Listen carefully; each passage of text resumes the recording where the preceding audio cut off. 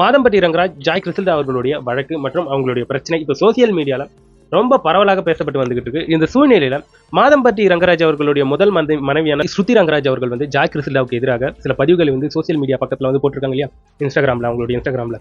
அதுல அவங்க என்னென்ன பதிவிட்டு இருக்காங்க, என்னென்ன டீட்டெயில்ஸ்ன்றதை ஒன் பை ஒன்னா உங்களுக்கு வந்து நான் எக்ஸ்பிளைன் பண்ணிடுறேன். அதாவது மார்ச் 2025 ஸ்ருதி ரங்கராஜ் அவர்கள் வந்து அவங்களுடைய குடும்ப புகைப்படத்தை வந்து சோசியல் மீடியா பக்கத்துல வந்து போட்டிருக்காங்க. அந்த சமயத்துல வந்து ஏப்ரல் 2025 ஜாய் கிறிசல்டாவிடமிருந்து ஒரு சில மெசேஜஸ் வந்து இவங்களுக்கு ஸ்ருதி ரங்கராஜுக்கு வந்து போயிருக்கு. அந்த சமயத்தில் அவங்க வந்து ஒழுக்கமற்ற மற்றும் அவமதிப்பான செய்திகளை வந்து பெற்றேன் அப்படின்னு ஸ்ருதி ரங்கராஜ் அவர்கள் வந்து சொல்லிக்கிட்டு இருக்காங்க. அதாவது அதே சமயத்தில் இன்னொன்னையும் வெளிப்படுத்துறாங்க. ஜாய் கிறிசல்டாவுக்கு வந்து என்னுடைய கணவர் மாதம்பட்டி ரங்கராஜ் நானும் நீதிமன்றத்தின் ரீதியாக நாங்கள் வந்து பிரிஞ்சிட்டோம் அப்படின்னு தெரியுது இல்லையா, அப்படியே இந்த மாதிரியான மெசேஜை வந்து எனக்கு வந்து அனுப்பணும்.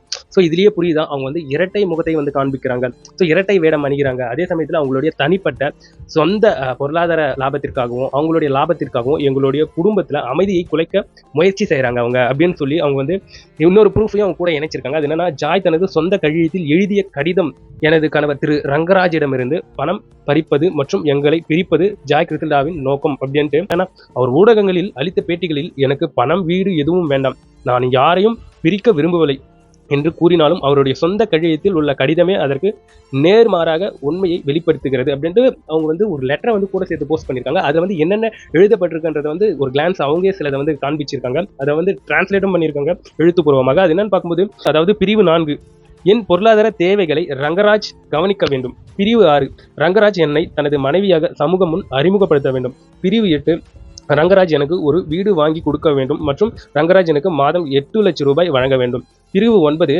இப்போது எனக்கு 10 லட்சம் ரூபாய் வேண்டும். பிரிவு 12, ரங்கராஜ் தனது மனைவி ஸ்ருதி பிரியாவுக்கு விவாகரத்து கொடுக்க வேண்டும்.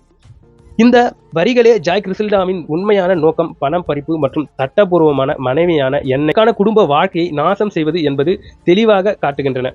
நான் என் கணவர் திரு ரங்கராஜ் அவர்களுடன் உறுதியாக நிற்கிறேன், இவரை இறுதி வரை காப்பாற்றுவேன் அப்படின்ட்டு ஸ்ருதி ரங்கராஜ் அவர்கள் வந்து சில ப்ரூஃப், அதுக்கப்புறம் வாட்ஸ்அப் சேட்ல வந்து நீங்க பாத்தீங்களா, ஒரு போட்டோவை தான் நீ வந்து போட்டிருக்க, பட் மாதம்பட்டி ரங்கராஜ் அவர்கள் வந்து என் கூட போட்டோ எடுத்துக்கிட்டே இருக்காரு அப்படின்ட்டு ஏகப்பட்ட வாட்ஸ்அப் சேட் அப்படின்ட்டு ஏகப்பட்ட விஷயங்கள் வந்து ப்ரூஃபா அவங்க வந்து சோசியல் மீடியால இன்ஸ்டாகிராம்ல வந்து போட்டிருக்காங்க.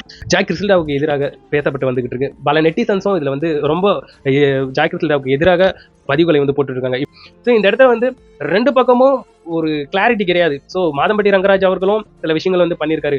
ஸோ இவங்க ஜாய் கிறிசல்டா அவர்களும் இவங்களும் சில விஷயத்தை வந்து பண்ணியிருக்காங்க. ஸோ எந்த பக்கம் ஸ்டாண்ட் எடுக்கிறதுனே தெரியாம இப்போ மக்கள் வந்து குழம்பி நிற்கிறாங்க. இதுக்கு வந்து சட்டம் தான் சரியான ஒரு தீர்ப்பை வந்து கொடுக்க வேண்டும் என்றது தான் இந்த இடத்துல வந்து கரெக்டான ஒரு விஷயம். இதை பத்தி நீங்க என்ன நினைக்கிறீங்கன்றத என்னுடைய கமெண்ட் செக்ஷன்ல பதிவு பண்ணுங்க.